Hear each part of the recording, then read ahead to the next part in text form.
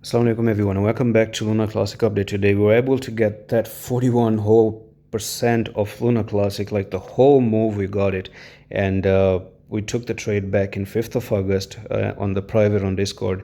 And by the way, if you want to enter Discord for just absolutely free, then check the comment section. I've given you the invitation link. Click on that and you're in.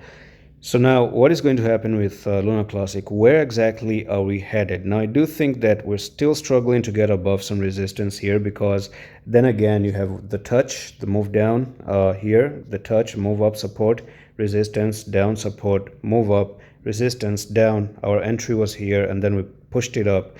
I mean, like, this was a good entry. We took it and then we ride all the way to the upside. 41% pretty much happened, because this drop happened back at 5th of August, and we actually took the advantage very quickly. And then we started to move up a little bit. We made an ascending triangle, broke above the ascending triangle, and we made it all the way up here. But unfortunately, we are struggling to break for, like, there's no clear break just yet. I really think if Luna Classic makes it up to 8976, or I would actually say 9100. So if you get up to 9100, I think that's going to be a very clear break. So you can actually wait for that little bit of a retest and then you go to the upside. Because keep in mind, on the weekly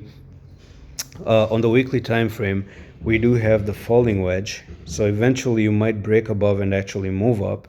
And also on the weekly RSI, the good thing that I noticed is that you have actually broken out on the RSI. There's a little bit of a break there.